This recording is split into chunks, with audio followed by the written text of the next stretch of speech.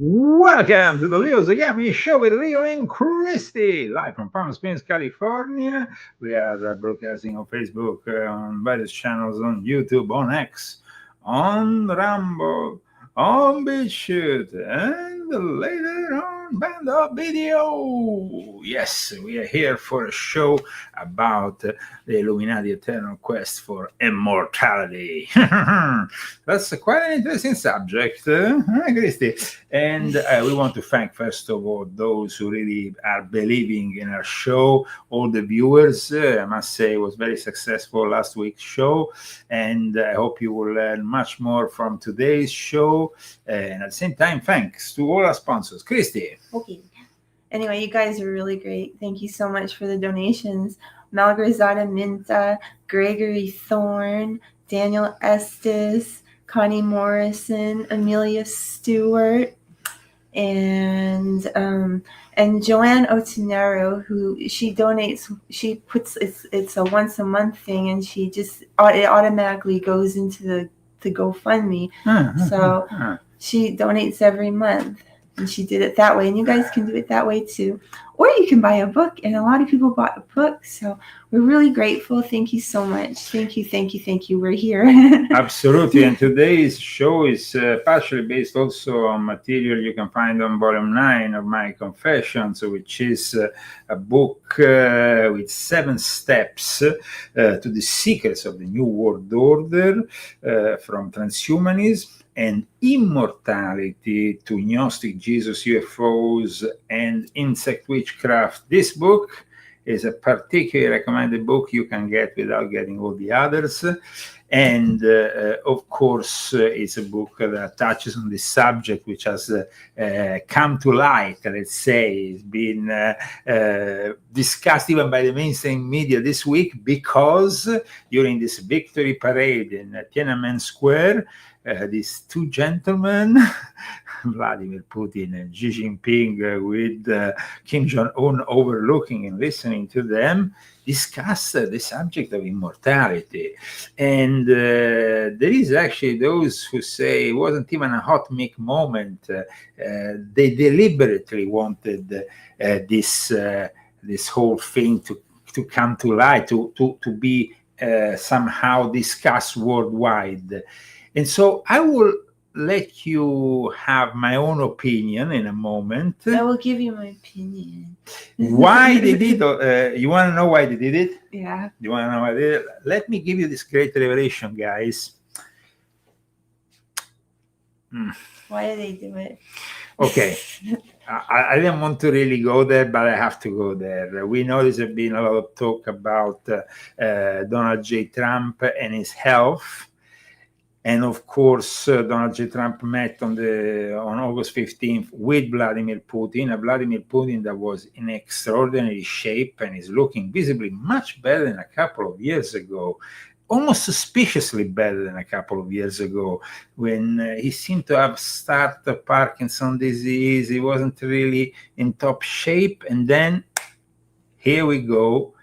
Now, yesterday, well, he actually announced it to the world, and I think that it was a message directed directly to Donald J. Trump from Vladimir Putin and Xi Jinping. We know they don't follow the rules. They've been harvesting organs for years, even in an illegal way. We know that they don't have all the restrictions we have here in the Western world.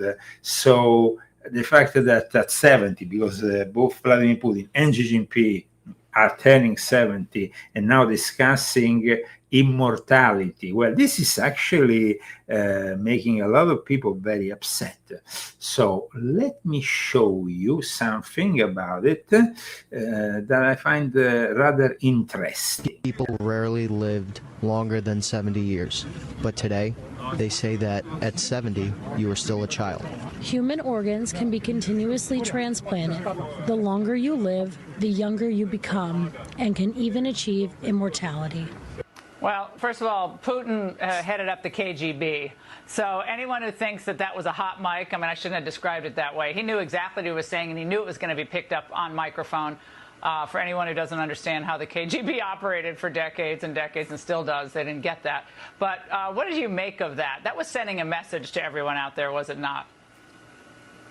That was pretty incredible, and I think not surprisingly, both Putin and Xi recently turned 70, so suddenly they're fixated on their mortality, and you literally have them conspiring to be dictators, not just for life, but for all eternity. And this is pretty ghoulish, Laura, to have somebody who purports to be a Orthodox Christian like Putin saying he's going to harvest organs to fool God and live forever. It's just it gives you a little window into their world, to the way they see power and the way they treat both the Chinese people and the Russian people, literally as something to be farmed for their own immortality. Well, China's long suspected to be harvesting organs from prisoners, and what I think this brings up is, why be in any rush to do any deal with China?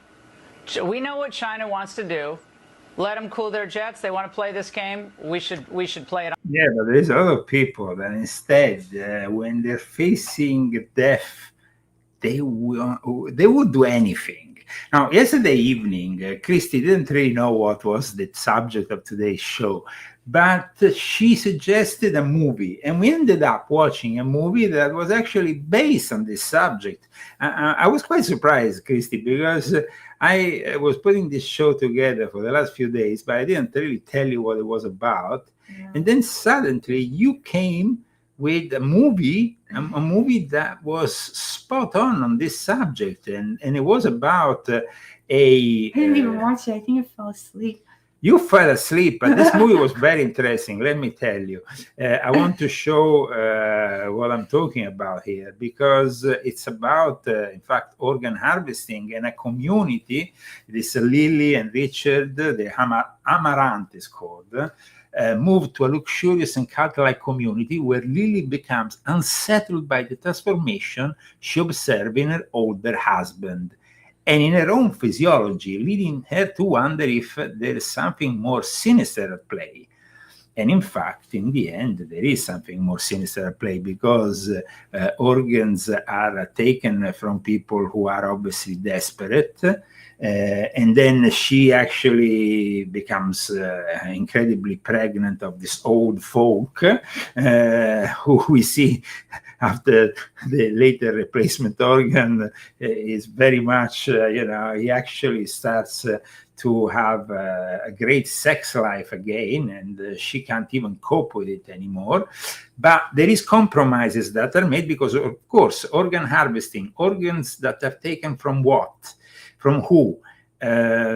There is the possibility also to grow organs, of course, in laboratories these days. But the interesting thing about this film was that it was called The Amaranth. Why I'm saying that? Because there is actually an order of the Amaranth in Freemasonry. An order of the Amaranth open to men and women, a sort Order of the Eastern Star. So that's quite interesting. It was established in 1873, you see, and it's operating here in the United States of America. So I found it quite interesting, this reference. However, today, as I've told you, I'm discussing a subject which really obsesses mankind from antiquity. Then, of course, we have films. Films, you know. I remember this movie in the 80s. It was called Death Becomes Her. Yes. And that was yes, that was funny. yes. It was a really funny movie. And then you had Highlander, which also featured that song by Freddie Mercury and Queen, who wants to live forever. And Freddie Mercury, as we know, later on died of AIDS.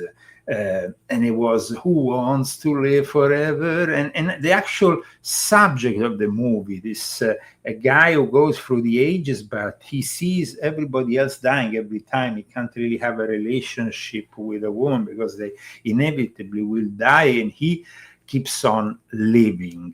That was Highlander. There is many other movies, and there's also documentaries. Like, for example, recently there has been this very successful documentary that we have seen about that guy, Don't Die, the Man Who Wants to Live Forever, on Netflix, about that guy who wants to extend his life. He's in this constant quest for physical immortality. One thing must be said: once you focus too much on physical immortality, you end up really losing your idea of the immortality of the soul, of the eternal life that Jesus has promised us. I mean, it is, of course, physical immortality has been a recurring theme in alchemy, in mysticism, science, and philosophy across cultures since ancient times.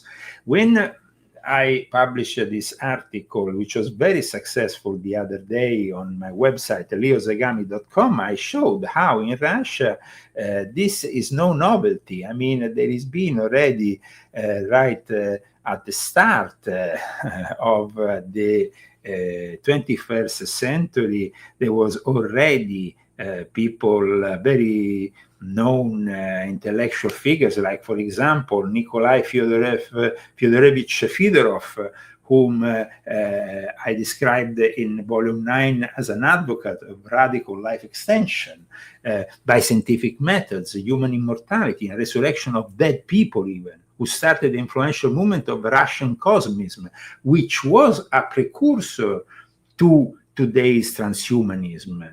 And then you have his disciple, Vladimir Soloyev, this other bearded guy. These are people very influential for Vladimir Putin. So it's not like Putin is... When I myself used to mingle with the Russian elite, they were obsessed with immortality. That's everything. Everything. It was about immortality, and that's why they were so obsessed with alchemy. I remember when in that day we did this tea ceremony with this water from China that was brought from Lazar. This water that basically 2 or 3 liters costs like $2,000, and that you find in a remote region of China. And I must say, this water, I drank this water and I felt... It wasn't Zongai. Lazar Vinogradsky, yes. And I felt incredible. For a couple of days, I went around Europe because I had to be the morning in Rome, then Sweden, then England. I had to go all around the place. And I was like, I wasn't on drugs, but the water gave me this incredible energy. And they say that drinking this water from this specific region of China actually makes you immortal almost. Then we have, of course... There's also something in Russia as well, and it's shungite. Yes, that they use also. I mean, China, Russia, they have very much an old tradition for this kind of things. Like, for example, in China, you have ancient alchemy, Taoist alchemists pursued immortality through 2 ways. There was the Vaidan, which is the external alchemy. Then you have the Neidan, which is the internal alchemy. Now, Vaidan focused on creating elixir, often using minerals like cinnabar, mercury sulfide, and that, or gold. Now, when you do that kind of thing, it's very risky. In fact, there was an emperor, Emperor Xi Jinping, who lived before Christ, who sought the elixir of life, but then he died of mercury poisoning. Because, see, and I have here a book, this great book of nature, whose author died in a Masonic lodge in France doing an alchemical experiment to become immortal. So, I mean, it's like in the lodge of the Philalettes, which was the most, at the time, prestigious place of Illuminati in France, in the time just preceding the French Revolution. Now, when it comes to Western alchemy, there is two figures that were focused on immortality through the Philosopher's Stone, for the possibility of maybe transmuting base metals into gold and granting eternal life via a mythological elixir of life. Those two alchemists were Nicolas Flamel and Paracelsus. Then you had also an Islamic alchemist. You know the word gibberish. Gibberish comes from him, Jabir ibn Ayyan. I talk about him in volume 10 of my Confessions. And he lived between the year 721 to 815. So he didn't really live even that long. Well, he lived quite long for the time, though. He explored immortality through a balance of spiritual and material pursuit. Jabir's work was not I mean, of course they say gibberish when you're saying something that you can't really understand, because it was very complex. And they say that in reality his quest for immortality was actually symbolic for the Enlightenment. Let's not forget one thing. In Freemasonry, for example, you have to believe in the immortality of the soul. That's a primary request for a lot of Masonic obediences, including the United Lodge of England, but also people like Count Cagliostro. However, the fact that you want to believe in the immortality of the soul doesn't necessarily mean that you believe in the physical life extension. Spiritual transcendence doesn't necessarily mean the obsession, you see, the obsession that one might have. Today, there is people, especially in the elite, that are completely obsessed with this. The billionaires, like the ones from Silicon Valley. And I remember there's an article that came out, and this is a very interesting article because the photo should remind you of something. It's a place we went through, as this place is actually the desert highway between Las Vegas and Palm Springs, and it goes through Death Valley, one of my favorite spots. So I don't know why they chose that, but it says modern magnates such as Jeff Bezos and Peter Thiel should heed the warnings of the ancients in their quest for immortality. Because it doesn't always end well. Christy, you don't want to cross God, that's for sure. That's for sure.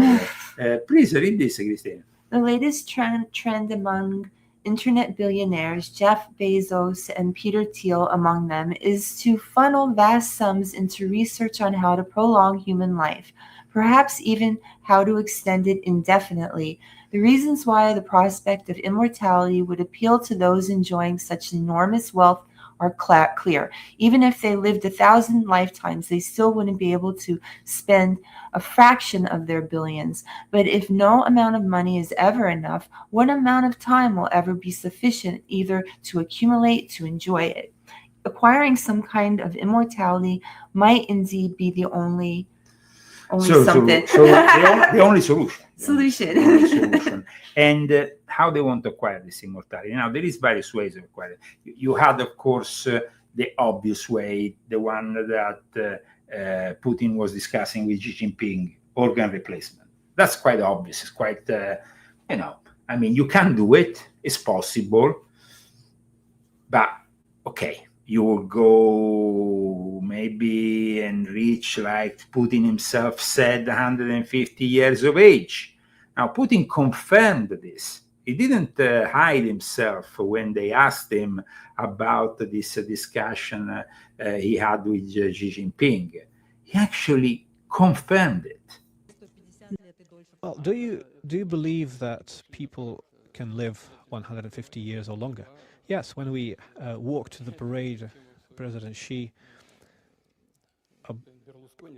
mentioned the subject, and I remember that Mr. Berlusconi used to talk about this a lot. And if you remember, I cited this in my book, Yeah, because did. something really suspicious happened before the death of Berlusconi. And I said, did Berlusconi actually do something to extend his life, maybe by uploading his brain? Get outta here. Yeah, or do something, because he was very much into this. And I mean, Putin is confirming that. So modern medicine has various means, including surgical means, organ replacements, and all of that creates hope that active living will go on for much longer than today. That we will see people live longer. So we might see people live longer. Putin confirms what they have been discussing, and it's pretty shocking. The connection, I mean, between wealth and immortality is often encountered even in ancient Greek and Roman writers. So it must be a obsession of the rich. The fact that, like somebody said, there was an Italian Freemason who himself was actually an aristocrat. He was of royal blood. He was known as Totò. He was a comedian. In normal life, he had been adopted. I think he grown up in a way that he didn't really have a direct relationship with his noble ancestry and with his royal family. He then became the most famous Italian comedian. He was from Naples. He was known as Totò. He became also a very influential Freemason. He actually reached the 30th degree of the ancient accepted Scottish Rite, and he could have reached the 33, but he wanted to simply be remembered as a 30th degree for a number of reasons I will not now discuss. Totò, he created a poetry piece called La Livella. In La Livella, it's in Napolitan. No, it's a piece of Napolitan poetry, very well said, very well put together, in which he says, no matter if you are rich, poor, you are a noble, you are a guy who is cleaning the streets or somebody else, we will all end up dead. And La Livella is the leveler, and this leveler is basically death. This leveler of everybody, we will all have to die in the end. So the fact that these people are obsessed with immortality is quite incredible, but it always happened in the history of mankind. Like I said, there was, of course, in ancient China, they sought the elixir of life. There was ancient texts like the Bao Tzu.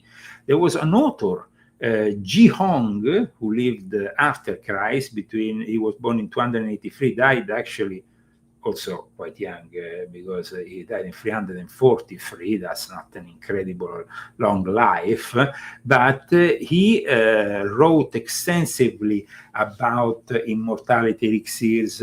And what happened is that this guy, Ji Hong, is also considered one of the fathers of Chinese medicine. And Chinese medicine, we know, is still very important for many people, because it's a traditional form of medicine, and acupuncture is part of it. So, I mean, he's considered one of the founders. Here, actually, his date of birth is quite 343 to 364. So they extended it here. Some sources give a different date. But in any case, he was very much fixated on immortality. In fact, the Baopsi, Embracing Simplicity, is a book in which he talks about a number of remedies, some of them very interesting remedies that are used to extend life. So the Chinese are definitely always been obsessed. So Xi Jinping being obsessed is not, it's obvious. Both Russians and Chinese seem to have this thing that accumulates them. We had the people in the Western world in alchemy, like Nicolas Flamel, who claim to have achieved some form of immortality. In fact, we don't really know the date of Nicolas Flamel's death. Then we have Paracelsus, who was an alchemist. So there is actually within the alchemists that wanted to achieve this, he was a 14th century French scribe, a manuscript seller, who became the subject of legends because they claimed that he created the philosopher's stone and achieved immortality. His legend was then popularized and inspired his portrayal in the Harry Potter series, so he's also present as the maker of the philosopher's stone. Nicolas Flamel, who now is even cited in pop culture with Harry Potter, is somebody who, according to text, he almost 200 years after his death, apparently he was still discussed as being alive, but the same can be said also of Count de Saint-Germain, for example, much later. And he also learned these alchemical secrets, apparently, from a Jewish converso on the road to Santiago de Compostela, which is also considered a very holy place in which you go for pilgrimage. And so Nicolas Flamel is definitely one of those figures of the Western world that was in search of. And then you have, of course, Paracelsus, which is very known alchemist, and he also apparently was. But there is also the perils of this quest for immortality, and of course, immortality was discussed since ancient times. It was discussed in the Epic of Gilgamesh. It was discussed so in ancient Mesopotamia, in ancient Sumerian. It is an ancient Sumerian tale. Of course, some people might say some of these tales are pure fiction. Some of them can have more real. How you say? They are more real than others, realistic. You have also the tale in medieval Europe of the Wandering Jew. The Wandering Jew is this mythical immortal man whose legend began to spread in Europe in the 13th century, who apparently taunted Jesus on the way to the crucifixion, and then he was cursed to walk in the earth until Jesus comes back. Oh, dang. and somehow this inspired also a little bit Mary Shelley when she was doing Frankenstein. I think that there is definitely a lot of legends, but this quest for immortality, I don't think will ever go away. I mean, the secret of everlasting life was actually put together in a book that came out in the 2nd century after Christ and was translated. And this book is called Kandong Ki, which basically is an ancient work of transformation and immortality, which echoes the wisdom and poetry of both the Tao Te Ching and the I Ching. And so there is, in all traditions, always been this constant will to find somehow immortality. But in reality, then, who wants to really live forever, because, living forever could also become some kind of curse. However, one thing that we should be reminded of is what Eliphas Levi said. He said, only the adept whose heart is passionless will dispose of the love and hate of those who make instruments of his science. And in regards to Manly Piol, which is a figure that many Masons always talk about because of his book, The Sacred Teachings of All Ages and all that, he said, the elixir of life is truth itself, the reservoir of all things. The wise man's stone is science that can work all wonders and solve all riddles of the mortal sphere. The universal medicine is wisdom, the only cure of ignorance, which is the universal disease. So immortality can also become something different. What do you think, Christy, about this obsession with immortality? Because nowadays there is also the growing possibility that in the stage we are now, we will see some really big transformations in our society thanks to technology, robotics, nanotechnology inserted in I've discussed all this in Confessions of an Illuminati Volume 9, which I highly recommend, because the quest for immortality now seems to accelerate and might arrive to some kind of result in the near future. Mind upload and all that. What do you think? I think that, well, I mean, Jeffrey Epstein was obsessed with this as well. Absolutely. So, it's just like, I don't know, what do I think? I think that, you have your life and that you should make the most of it and make the most of every day. And your body is your temple and you should take care of yourself. But there's nothing to stop you from meeting God. I mean, God is in charge, and so everybody knows that. They should know that. And you can't beat death. There's nobody that's been able to do it. And once you think you have, God will come in and take you out just like that. So, there is one boss, and that's God.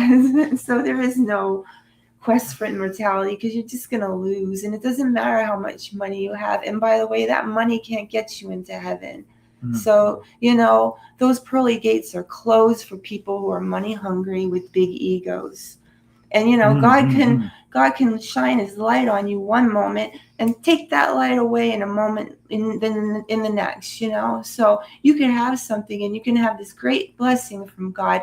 And the God will see, how you react to that blessing. And if you react wrong and you take in the wrong thing, snatched away just like that. And who wants to play that game? That's what I say. In the process of achieving some kind of immortality, you are losing your own self. You're losing your own connection with the God, your spirituality. Something else is going to take over. Human society seems to progress in a state that's technological, but this state is more and more materialistic. And so we imprison our immortality for promises of material immortality. What is happening now with mind uploading, which is still, regarded as, the stuff of science fiction or speculation, but it's going to become a reality inevitably, especially because of what is happening with the development of artificial intelligence. So you have mind uploading as a process of whole brain simulation, in which a brain scan is used to completely emulate the mental state of the individual in a digital computer. Now, what they want to do in this era, the elite, is to upload all of our thoughts, like they're already doing with our social networks, with Facebook or all the rest, upload all that, and then it becomes their own property. It's like we are giving our own experiences to them, so they create a reality, a virtual cage, a virtual prison, because this promise of immortality is really not, it is simply them taking over our own accomplishments, our own experiences, our own life. And of course, the transhumanists, the futurists, they live with the idea of life extension, like I explain in this book, for transhumanism. They live, and this is going to happen, you see, in the near future. We will have, of course, those people who have the available the organ transplant at hand 24/7, but you will have also those who start putting pieces of external machinery in our body, like one of the movies we watch. Yes, and many movies that I mean, you have also the process of Ray Kurzweil's singularity that arrives to that point, the meaning that we will be resembling more and more the bionic man of the 1970s. Steve Austin, the $6 million man, and that was, or the $6 million woman, or the yes, bionic woman, or the bionic woman. But Lindsay Wagner. we have definitely that tendency more and more.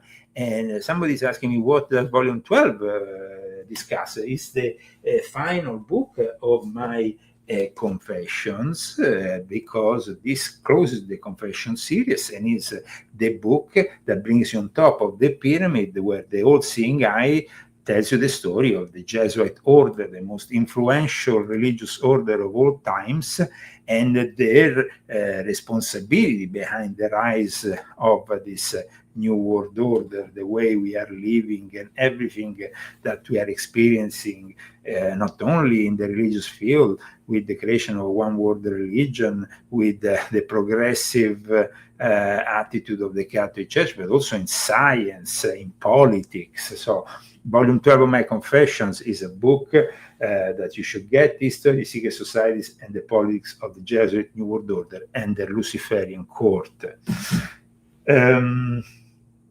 And now, just before I go into deeper still into this subject, let me remind you of this book, which of course is a great success at the moment, Zagami Family Cookbook.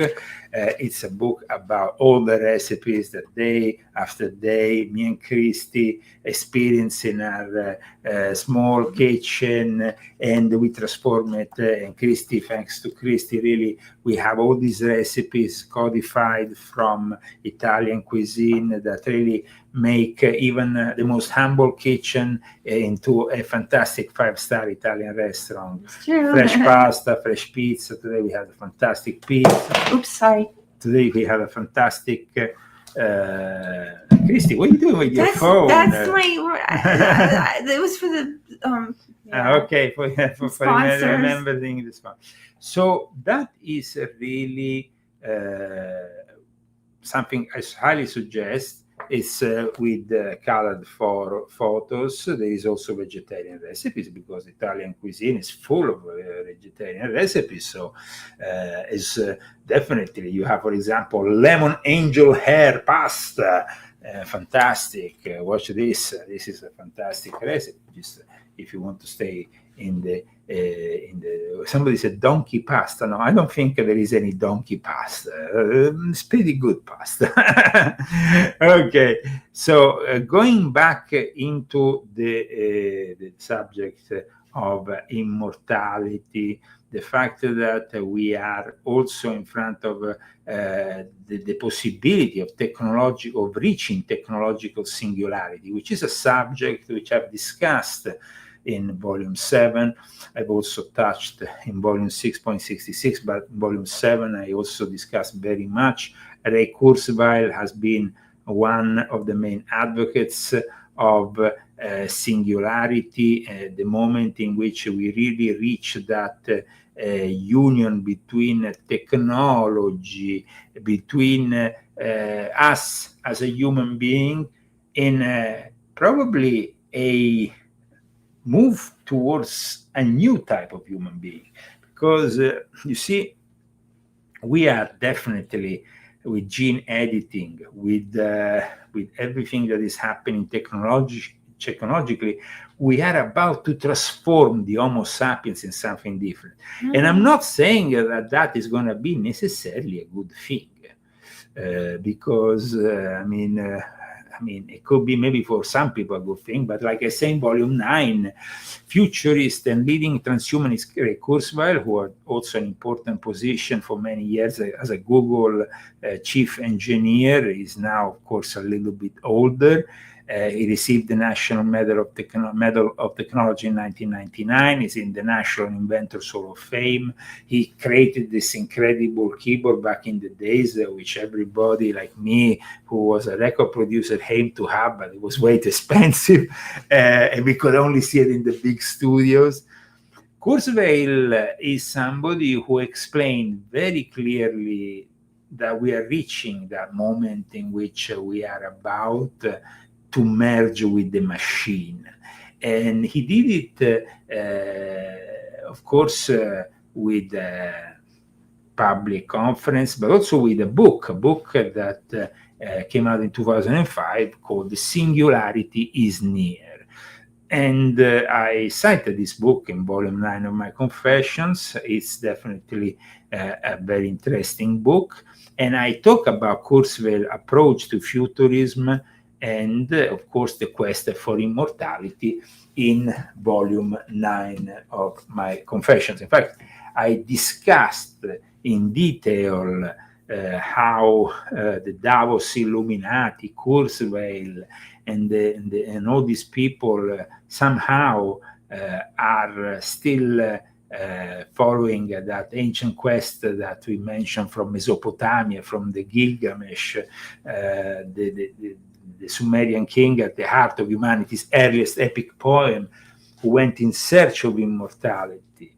And many others. We saw Chinese rulers, we saw alchemists, but in the end, nobles will drink gold in a bid to extend their lifespan, and Count Alessandro di Cagliostro will make them go for this 40-day fasting and this whole alchemical process in which they will eventually be rejuvenated. I mean, there is actually a Masonic tradition. I mean, if you officially go to a Freemason, he would say, "I know we only did the immortality of the soul." It's it's just theoretical.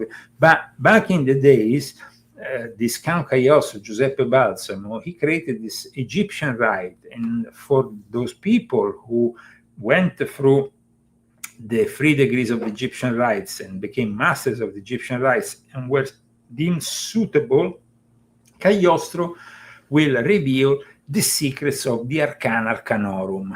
Now, the secrets of the Arcana Arcanorum that Cagliostro learned in Naples apparently were brought to Naples by the magicians of Cleopatra when Cleopatra went to marry Julius Caesar in Rome. A lot going on in Naples.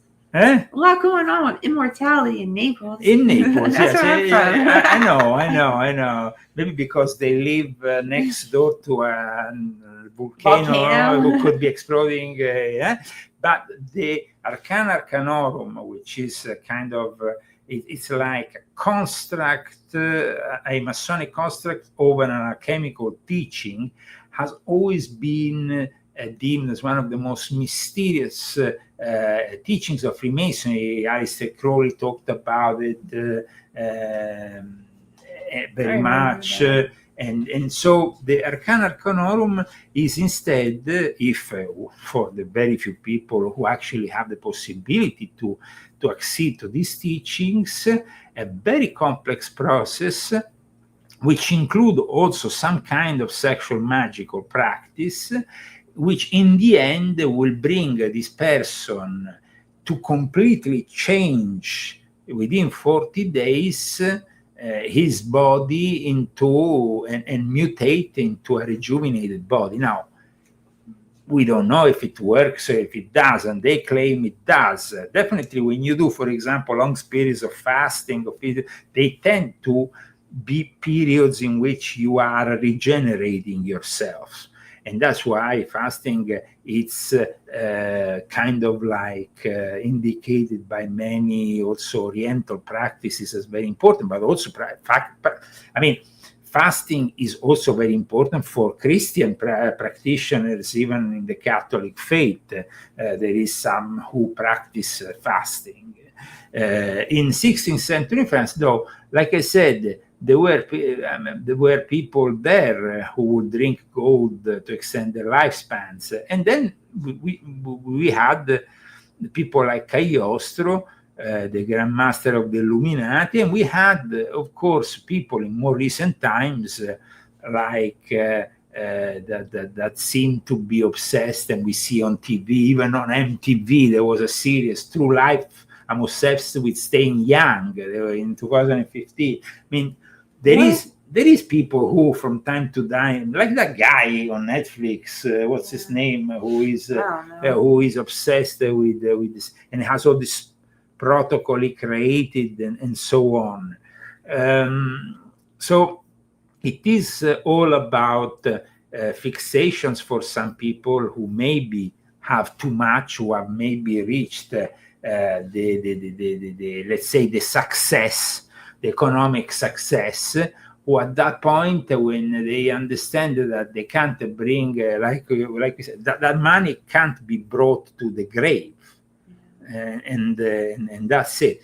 But I wanted to show to our viewers a simple and brief introduction to the alchemist who thought he might have found the solution and the philosopher's stone to obtain immortality. I'm talking about Nicolas Flamel in this very brief clip by, I think, the BBC.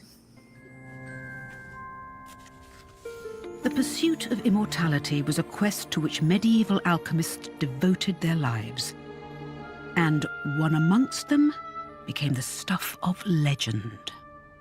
There have been many reports of the Philosopher's Stone over the centuries, but the only stone currently in existence belongs to Mr. Nicolas Flamel, the noted alchemist and opera lover. Mr. Flamel, who celebrated his 665th birthday last year, enjoys a quiet life in Devon with his wife, Perenelle, 658. And the story is Nicolas Flamel. He's a person who's actually discovered the key to eternal life, and he's alive and well. Well, I hate to spoil the story, but he is based on a real-life figure who lived in Paris in the early 15th century, and obviously, sadly, he did die, but we do actually have his tombstone. It's quite a magical object in itself. Nicolas Flamel may not have achieved immortality, but alchemists continued their search for the elixir of life. And some of their mysterious instructions survive on a magical scroll. Let's take this one out of the box. Okay. So, this is the amazing Ripley scroll. There you are. And it's made about the year 1600. And it tells you how to make the Philosopher's Stone. Oh, look. Isn't that incredible? Oh, it's so gorgeous. Look at this. And the colours are still so... It's beautifully preserved. Well, it's been rolled up for all that time, so that partly preserves it. We very rarely unscroll the whole thing. We're making it. So honoured. Look at this. This is the first time I've had the chance to see these kind of artifacts myself. Obviously, I've got a lot of reference books, some of them very cheap, from 25 years old, 30 years old, that I was using as research materials. So, selfishly, this was a chance to see the real deal. I had a really vivid dream about Nicolas Flamel during the writing of Philosopher's Stone. I dreamt that I was in his alchemist studio, and this kind of symbolism was all over his walls. I didn't even ask questions. I was just watching. Typical writer, just observing. Didn't even ask. And make them all but one. Lo, here is the Philosopher's Stone. I've never seen anything quite like this before. I would imagine few people have. What fascinates me about alchemy is you have this mixture of science, actual science, right? Because this was old chemistry. So some of it is genuinely scientific. They were observing phenomena that we recognize now as the basis for chemistry. So it's just this fascinating hybrid, isn't it? Yeah, a combination of all these ideas. And I'm really disappointed you haven't tried to make one. Because the joke's on us, right? if this works. Yeah, we'll make sure it does work. Yeah. Well, thanks to BBC Select, a great insight in Harry Potter's creator and alchemical background, also into immortality, the Philosopher's Stone that was often cited in that popular, I guess, more than one book, became more than one movie of great success. And then she had problems because I think she criticized transsexuals or something. So she became, at that point, guys, if you go against the system these days, you know what happened. They put you on the blacklist. Now, going back to the Illuminati, the request for immortality, there is at least 5, maybe more citations in the actual Illuminati rituals of Adam Weishaupt's about immortality. If you go around and ask about it on the internet, they say, oh, no, the immortality and Illuminati have nothing to do with one with the other. But thanks to my dear friend Joseph Wages, who has put together with other academics the actual rituals of Adam Weishaupt's Illuminati, he has given me access also to the PDF, which you can quickly scroll. And as you can see, there is 1, 2, 3, 4, 5, 6, 7 citations dedicated to immortality in the rituals of Adam Weishaupt Illuminati. And here, like, few persons endure it, but those few who do gain happiness, serenity, and immortality. And what a comfort it must be to belong to the few noble souls who have elevated themselves above so many that were too weak to reach the goal. So immortality is about the strength of enduring, I guess. Here also there is, among the explanation of the Masonic hieroglyphs, it says, once, please read. Once his nature was pure, clarified, the image of deity, capable of being of the finest tool of the great original source. He stood on the highest step, relishing his immortality. So this is another citation. And here instead, we have, among the teachings of Adam Weishaupt's Illuminati, also something to do with Jesus. Turn your attention to the not yet completed revolution begun by Jesus, the secret of the immortality of the soul.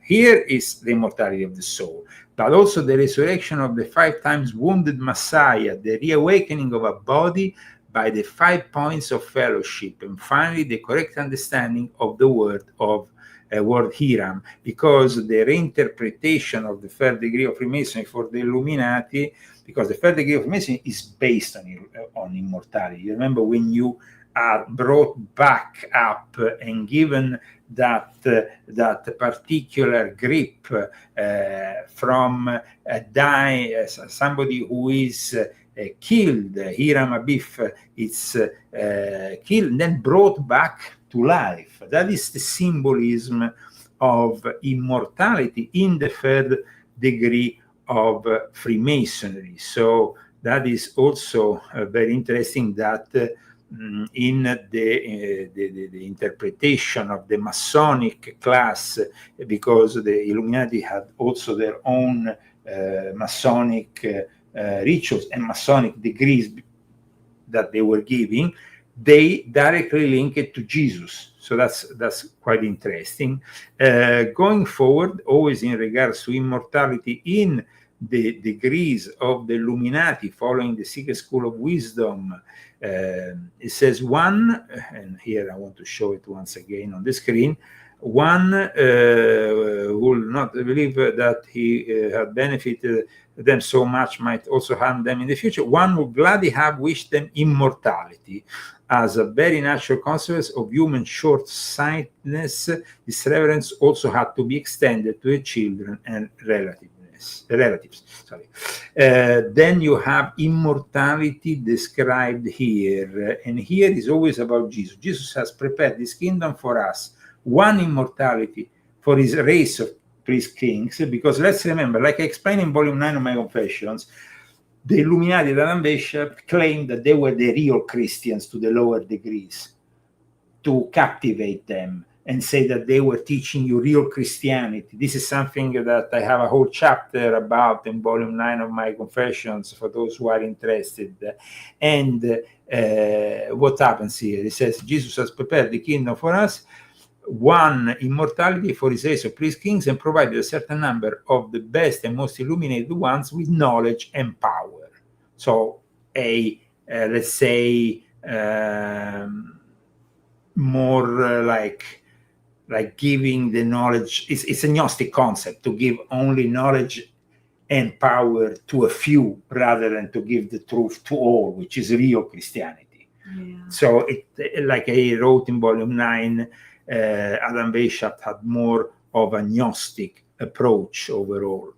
But let's go further into the last two citations of the immortality in the original rituals of the Illuminati. And here it says, Christy can read this actually. And should not in this manner the comforting doctrine of the immortality of the self be proven in the mysteries more firmly with all rights, and for experienced, tried moral men, we should presume so. So another citation about immortality, the last one instead, it says, I would want to make them passionate for immortality, for leaving an eternal legacy by their good deeds. So I will show them their limited vegetative life, show them their destiny, the sphere of influence to which they will be transposed. So here, all the various citations about immortality. And as somebody pointed out in the chat, immortality without God is hell. So That's if this immortality becomes... anything without God is hell. Absolutely. And this obsession with immortality, this obsession that becomes very much a materialistic obsession, is not really what we are siding with.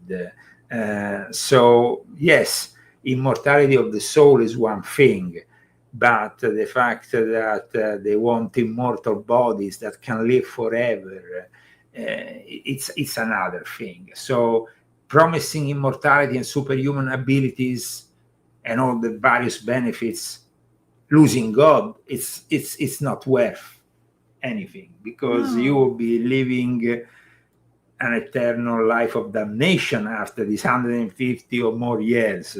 Or if you upload your brain into a digital prison of sorts where they promise you eternal life in a sort of matrix, just like the protagonist of Matrix comes to that realization. Gee, that's terrible. So these technologies have, of course, a form of magic that is quite evident. But in the end, God is more than all this magic put together.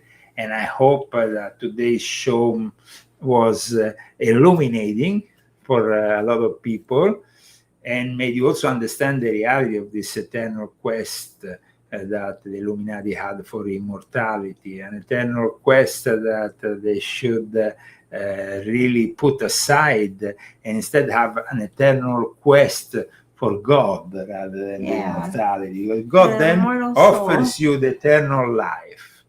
Thank you so much for tuning in this week. Thanks to our sponsors once again, Christy. If yes, don't drop the phone. That was pretty noisy, really noisy. Okay. Malgrazada Minta, Gregory Thorne, Daniel Estes, Connie Morrison, Amelia Stewart, and Joanne Otenero. And thank you very much for everybody that bought the book. Okay. This week. The books. Plural. I was saying book. It's the books. The next show that we will have next week will be based on volume 10 of my Confessions. We'll be talking about the Islamic invasion of the West, the Sharia, what is happening here in America, in Europe, the different kinds of Islam that are actually in a very insidious way taking over entire cities here in the United States of America. Well, all this, of course, only here on the Leo Zagami Show. If we will have in the future more support and more sponsors, we will actually offer you even an extra show a week. Let's see what happens. In the meantime, we thank those people who believe in us. GoFundMe is here, and we have also the Cash App handle at leozagami.com together with my latest articles. And thanks for everybody for in the chat. I just want to thank everybody for showing up and being here. It really means a lot when we have a lot of good energy in the chat. So thank you guys very much. Absolutely. You play a great part too. God bless you all. In that time, our world has taken so many steps in the wrong direction.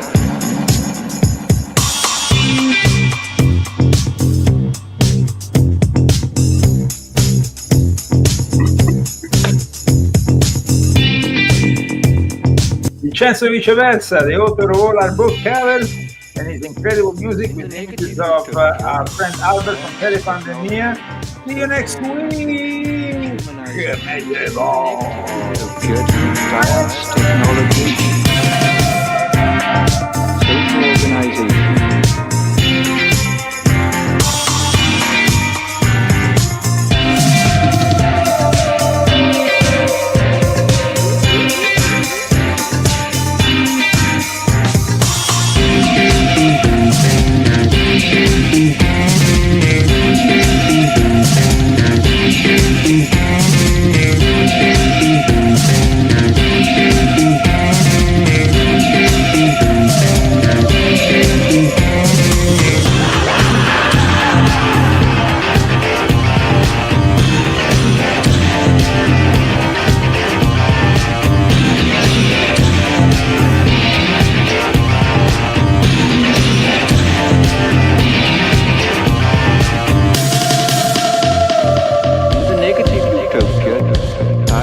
Technology, social organization, dehumanization.